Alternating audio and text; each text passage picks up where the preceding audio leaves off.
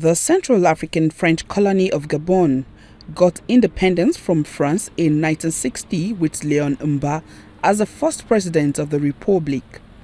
He died in 1967 and Omar Bongo took over the state affairs same year until his death in 2009. He conducted 7 elections within the 41 years and won all. His son, Ali Bongo, became the president of the country. In 2016, the oil-rich and oil-dependent country went to the polls for another election, which Mr. Ali Bongo narrowly won.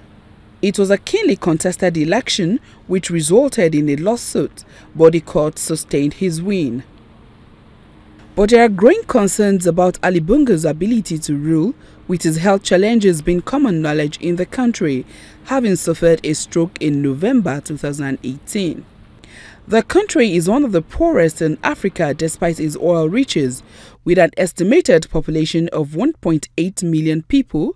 Youth employment is at 35%, with a high infant mortality rate. The Bongo family, from late President Omar to the current 59-year-old Ali Bongo, had been accused of being high-handed and intolerant of dissenting opinions about their governments. Amidst growing disaffection in the polity, the military attempted to take over government in a coup in the early hours of Monday, 7th January 2019, under the guise of returning the country back to true democratic rule. Despite the attempted coup in Gabon this morning, the embassy here in Abuja seems relatively calm and it looks like it's business as usual. One of the staff even asked if there was really any issue happening in Gabon. Obviously, they are not aware that there was an attempt to take over the government by the military in Gabon. We also made an attempt to speak with the ambassador, who we were told is unavoidably absent. While we await the reaction of the ambassador, we hope the peace and the calm that the government of Gabon has promised its people stays as it is. The coup attempted caused panic across the world, with international organizations such as the African Union who condemned the coup in a tweet. World leaders also spoke out against the attempt. President Buhari issued a statement to the effect. With the restoration of peace in Gabon, it is important to critically look at what could have led to the coup. We do not support any kind of military intervention in the global Pan-African movement.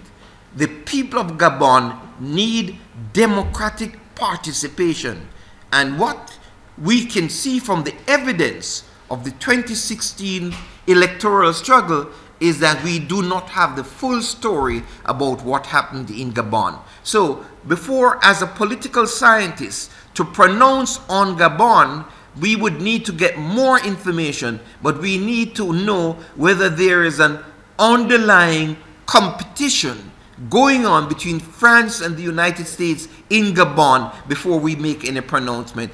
We know France has troops in Gabon and the United States is now deploying troops. We do not need any foreign troops in Gabon. Professor Horace Campbell is a Kwame Nkrumah Chair in African Studies at the Institute of African Studies, University of Ghana. He prescribes liberation as a solution to African leadership challenges. Let me say very clearly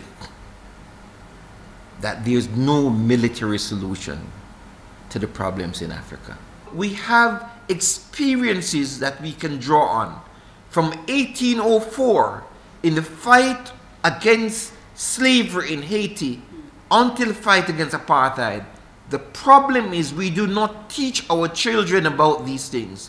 We do not teach them about Julius Nyerere, Amilcar Cabral, Kwame Nkrumah, Yaa Asantewaa, Queen Nzinga, and all of those African freedom fighters. That's why soldiers trained by France and Britain think they can bring freedom to Africa, but we must silence the guns in Africa, and it's only the working peoples of Africa, the trade unions, the students, and the women that can lead Africa to bring peace and reconstruction. According to the African Union Charter, the Lomé Declaration of 2000 declares coup d'etat as an unconstitutional change of government, which is unacceptable as it threatens the peace, security and integration of Africa. In the case of Gabon, could the allegation that the government has not done enough for the people be the reason for the coup? Or is Gabon really caught between two superpowers? Moya Thomas, TVC News, Abuja.